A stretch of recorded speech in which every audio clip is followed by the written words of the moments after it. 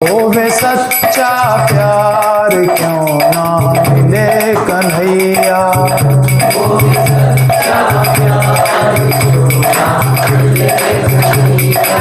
मिले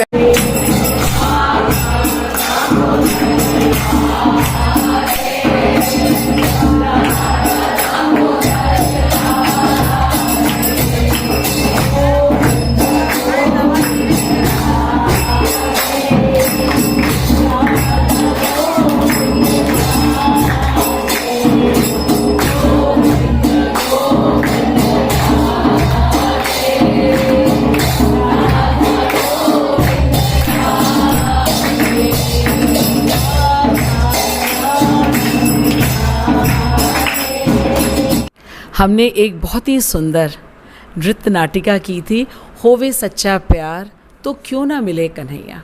उसके तो बहुत इम्पॉर्टेंट किरदार से आज आपको मिलवा रही हूँ। वे स्वयं बताएंगे कि होवे सच्चा प्यार में उन्होंने क्या किया और क्या सीखा। तो सबसे पहले हम आपसे मिलते हैं। बोलो बेटा। मैं आर्यन मिश्रा, मैं कक्षा 6 का छात्र हूँ S T. Saint Xavier's public inter college school में। तो होवे सच्चा प्यार के डांस ड्रामा में मैंने हिरण्यकश्यपु का रोल करा था। आपने बताया कि आप होवे सच्चा प्यार जो नृत्य नाटिका डांस ड्रामा था, आपने उसमें रोल किया था। किसका रोल किया था? हिरण्यकश्यपु का। हिरण्यकश्यपु का। कौन थे ये हिरण्यकश्यप?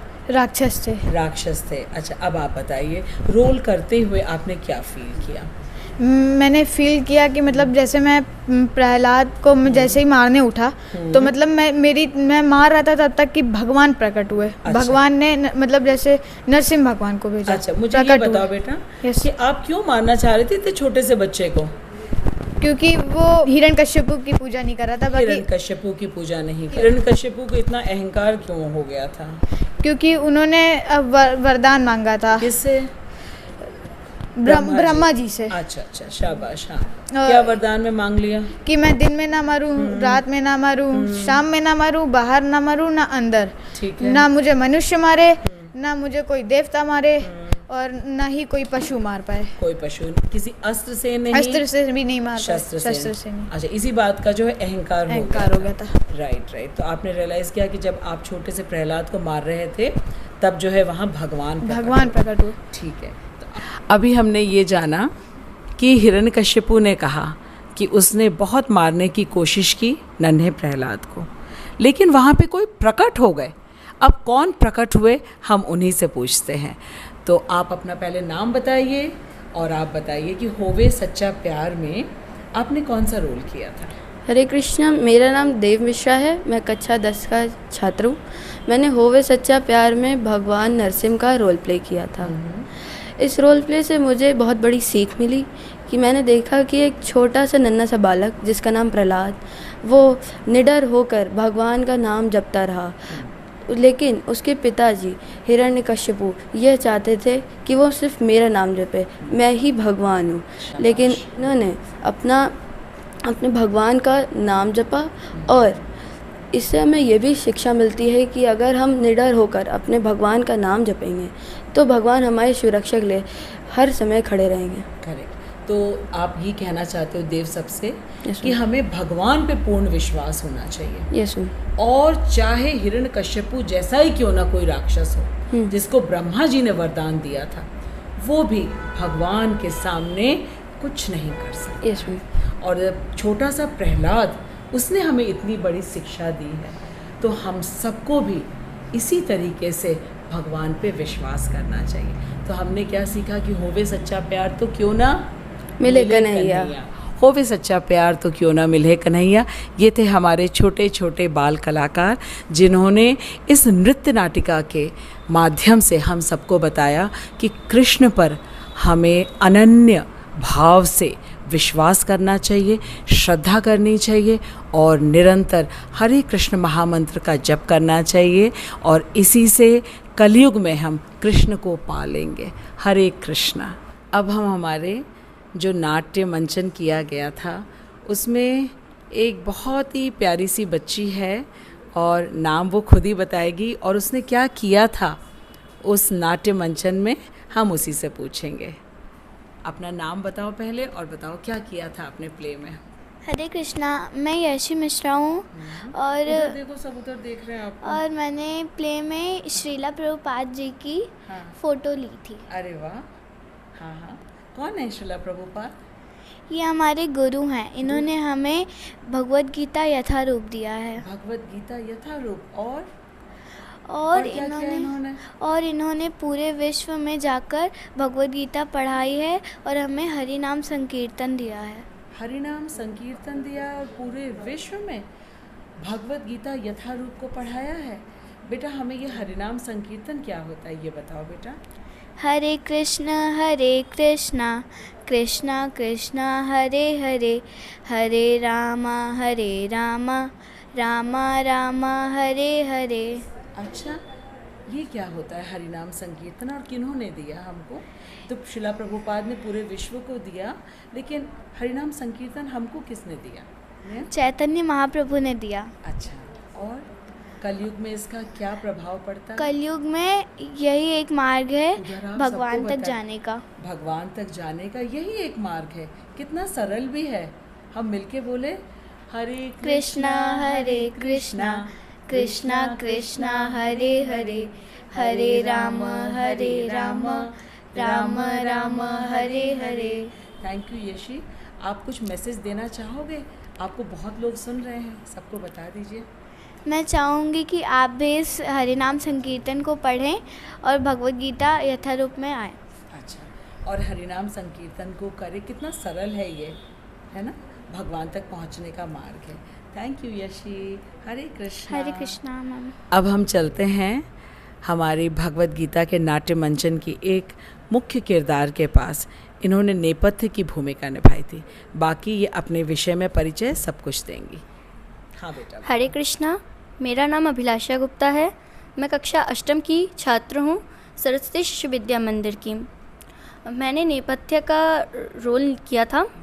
मैंने सभी को ये बताया कि इस प्रकार शरीर और आत्मा से संबंधित जो संदेह होते हैं उनको, मतलब अर्जुन ने श्री कृष्ण से पूछा कि अगर कर्म होते हैं, कर्म के बंधन में फंसकर ही आत्मा अनेक शरीर धारण करती है और कष्ट, चिंता और दुख दर्द आदि भोगती है। तो श्री कृष्ण ने उत्तर में कहा कि इतना अत्यंत उसने उत्तर दिया, उसके बारे में आगे श्री कृष्ण और अर्जुन की वार्तालाप होती है। अच्छा, कि अर्जुन ने पूछा कि ये शरीर जो है इसमें दुख, कष्ट और अनेक प्रकार की बीमारियां होती हैं, तो इतना कष्ट जो भोगते हैं तो इसका कारण क्या है? तो इसका उत्तर जो है श्री कृष्ण ने दिया। अच्छा अभिलाषा, ये बताओ बेटा, आप कब से पढ़ रहे हो भगवत गीता? मैम शुरुआत से मतलब 4 साल हो गए लगभग। 4 साल हो गए लगभग। ठीक है, आप कुछ बताओगे कि भगवत गीता के मुख्य विषय क्या हैं? भगवत गीता के लगभग 5 मुख्य विषय हैं। जैसे कि पहला विषय भगवान कौन है, हम कौन हैं। तो मतलब कि भगवान और हमारा संबंध क्या है उसके बारे में पहले जानेंगे। भगवान कौन है, फिर हम कौन हैं, फिर ये प्रकृति जो हमारे आसपास है ये क्या है, फिर काल मतलब समय क्या है, काल क्या है, और सबसे मुख्य कर्म क्या है, हमें क्या करना चाहिए, क्या नहीं करना चाहिए। करेक्ट। आपको भगवत गीता क्लास में आने के बाद अपने में कुछ अंतर फील करते हो, आप अनुभव करते हो? हाँ बिल्कुल। जैसे बाकी जैसे हम लोग विषय पढ़ते हैं, स्कूल जाते हैं, वो हमारे नॉर्मल चीज़ें हो गई। बट भगवत गीता हमें जीना सिखाती है कि हम लोग क्यों पृथ्वी पे आए हैं। हम लोग मनुष्य का जीवन लिए हैं, 84 लाख योनियों के बाद हमें मनुष्य का जीवन मिलता है। और मुझे लगता है कि इसके बाद मेरा पढ़ने में भी काफ़ी अच्छा मन लगने लगा और चीज़ों में भी। शाबाश, क्योंकि हमें रियलाइज़ हुआ कि हम कितने स्पेशल हैं, हमें ह्यूमन लाइफ मिली है और इसी लाइफ में हम भगवान को जान सकते हैं। तो इतने छोटे छोटे बच्चों से हमने बात करके जाना। एक बच्ची हमसे कह रही है कि हरिनाम संकीर्तन और भगवत गीता यथारूप को श्रीला प्रभुपाद ने पूरे विश्व में पहुंचाया, और दूसरी बच्ची हमें बता रही है कि भगवत गीता के विषय क्या होते हैं।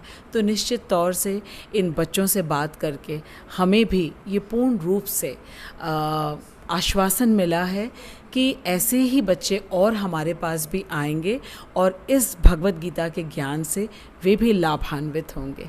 हरे कृष्णा। मैं मान्यता तिवारी कक्षा 9 की छात्रा स्वामी योगानंद बालिका इंटर कॉलेज में पढ़ती हूँ।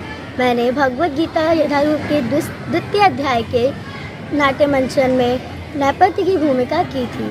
हमने वहाँ सीखा कि क्या आत्मा है, क्या शरीर है, क्या जन्म है, क्या मृत्यु है, कर्म करने का क्या सही तरीका है, क्या कर्म फल पर हमारा अधिकार है आदि जैसे प्रश्नों के उत्तर श्रील प्रभुपाद की कृपा से प्राप्त हुए थे।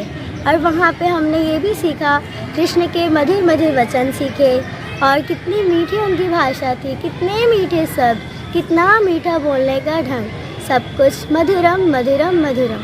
हरे कृष्णा। हरे कृष्णा। मैं रिधिमा श्रीमद् भगवद गीता कक्षा की विद्यार्थी हूँ। आज मैं आपके सामने अध्याय 2 श्लोक 47 प्रस्तुत करने जा रही हूँ।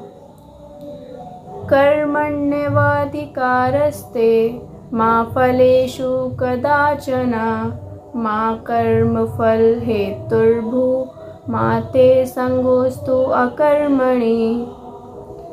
इस श्लोक में श्री कृष्ण कहते हैं कि हमें सिर्फ अपने कर्म करने का अधिकार है, कर्म के फलों के हम अधिकारी नहीं हैं।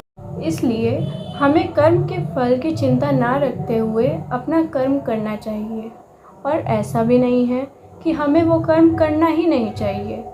हमें कर्म अपना कर्तव्य और धर्म समझकर करना चाहिए। हरे कृष्णा। हरे कृष्णा। आज मुझे बहुत खुशी है कि आप सबको मैं श्रीला प्रभुपाद के 2 सिपाहियों से मिलवाने जा रही हूँ। और ये बच्चे जो हैं अभी हाल में ही भगवद गीता के दूसरे अध्याय का जो मंचन किया गया था उसमें इन्होंने अहम भूमिका निभाई थी। उनमें से हमारे पास कृष्ण हैं और हमारे पास अर्जुन हैं। बाकी अपने बारे में ये बच्चे खुद से बताएंगे कि भगवद गीता के दूसरे अध्याय का मंचन करके इनके जीवन में इनको क्या अनुभव हुआ। तो सबसे पहले हम कृष्ण के पास चलते हैं। हरे कृष्णा। मेरा नाम जतिन है और मैं कॉलेज BCA फर्स्ट ईयर में हूँ, और मैंने अभी रिसेंटली कृष्ण जी का रोल प्ले किया है। और जतिन, आप हमें ये बताइए कि आपने भगवद गीता क्लास जो है कब से ज्वाइन कर रखी है? 2 साल हो गए। 2 साल हो गए हैं। हमने पहला भी मंचन किया था, उस समय आप नहीं थे कृष्ण, कोई और कृष्ण बने थे, लेकिन इस बार आप कृष्ण बने। तो भगवद गीता की क्लास में आने पर आपको क्या खुद से फील हुआ है, ये मैं चाहती हूँ कि आप सबको बताइए। जो सेकंड वाला चैप्टर है तो उसका एक श्लोक मुझे बहुत अच्छा लगता है, उसे मैं बहुत रिलेट कर पाता हूँ अपने आप को। कर्मण्येवाधिकारस्ते मा फलेषु कदाचन मा कर्माणि हेतुर्भुः मा ते संगोस्तु अकर्मणि। तो इसका मतलब ये है कि अपने कर्म पे ध्यान दीजिए और फल की चिंता मत करिए। फल भगवान को समर्पित कर दीजिए। अगर वो पूरा हो जाए तो भगवान को धन्यवाद कह दीजिए, और ना हो तो फिर अपनी गलती समझ के हटा दीजिए। और तो ये मानना चाहिए कि वो हमारे लिए अच्छा है। हाँ, तभी ऐसा नहीं है। पर जतिन, ये बड़ा डिफ़िकल्ट है, इसको आपने इसको फॉलो कैसे किया और किन परिस्थितियों में फॉलो किया? मेरा भी एक गोल से बहुत ज़्यादा अटैचमेंट हो गई थी, तो मैंने एक गोल सेट कर लिया था माइंड में कि मेरे को ये चाहिए ही चाहिए। तो उसके लिए मेहनत भी की थी, बट वो गोल बार बार आ जाता था, इसके लिए करना है, इसके लिए करना है। फिर तो वो पीरियड हो गया, फिर वो मेरे को गोल नहीं मिला, तो मेरे को बहुत ज़्यादा ही बुरा लगा और लग रहा था कि कुछ नहीं है लाइफ में अब। होपलेसनेस की फील हो रही थी, डिप्रेशन का ऐसा ही था। फिर तब मैंने क्लास आना फिर से चालू किया। फिर पहली क्लास में यही वाला श्लोक था, तो मैंने बहुत रिलेट किया अपने आप को, और तब से जब से मैंने श्लोक ये पढ़ना चालू किया तब से लगता है कि हाँ अब सही है। और कभी मैं गोल से रिलेट नहीं कर पाता हूँ अपने आप को। अब नहीं कर पाते हो।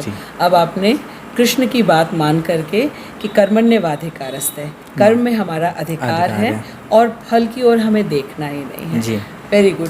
यही मैसेज हम देना चाहते हैं अपने नवयुवकों को कि कर्म पे हमारा अधिकार है, फल पे अधिकार नहीं है, तो फिर उसको क्यों देखना। और ये सोच करके कि हमारा फल पे अधिकार नहीं है और हम कर्म के हेतु भी नहीं हैं, तो क्या हम अकर्म करने लगे? अकर्म का मतलब अपना कर्म छोड़ दें, लेकिन ये हमें नहीं करना है। बहुत अच्छी बात है, जतिन के थ्रू हमें ये बात पता चली। अब हम चलते हैं हमारे अर्जुन के पास। यस अर्जुन, अब परिचय दीजिए आप और बताइए। हरे कृष्णा, मेरा नाम रौनक है। मैं कक्षा 11th कॉमर्स का छात्र हूँ। ये बहुत ही नेचुरल हो गया। रेड रोज, क्योंकि अर्जुन जो है वो बड़ा नर्वस हुआ करता था। Red Rose Senior Secondary School में। हाँ। मुझे 4 वर्ष हो गए हैं भगवद गीता की कक्षा में। पहली कक्षा हुई थी उसमें मैं आ नहीं पाया था, दूसरी कक्षा से मैं आ रहा हूँ। और जैसे कि अभी भैया ने बताया, भगवद गीता पढ़नी इसलिए ज़रूरी है हमारे लिए क्योंकि ये हमें ये बताती है कि आपको, जैसे कि आप किसी भी स्कूल में पढ़ते हैं, कहीं भी पढ़ते हैं, तो आपको ये नॉलेज मिलती है कि हाँ आपको अपनी लाइफ कैसे जीनी है, कि आपको क्या चीज़ें करनी पड़ती हैं, लेकिन कैसे करनी पड़ती हैं, किस चीज़ को ध्यान में रख के, वो भगवद गीता बताती है। हम सबको हमारे अगर आपके यहाँ कोई साइंस का बीटेक किया है, बीसीए किया है, कोई बीकॉम किया है, कोई बीए किया है, सब ने अलग अलग चीज़ की पढ़ाई की है, सब अपना अलग करियर में जाएंगे। बट भगवद गीता में क्या है, वो एक ह्यूमन बीइंग की तरह लाइफ कैसे जीनी है हमको वो समझाती है। मुझे एक श्लोक बहुत पसंद है, नेहा भिक्कम नाशो अस्ति प्रत्यवायो न विद्यते स्वल्पम अस्य धर्मस्य त्रायते महतो भयात्। उसका अर्थ है कि इस पथ पर, यानी भगवान के प्रति, भगवत भाव को पाने के प्रति हमने जो भी कदम बढ़ाए हैं, इस पथ पे जितना भी चले हैं, वो कभी भी निरर्थक नहीं होता है।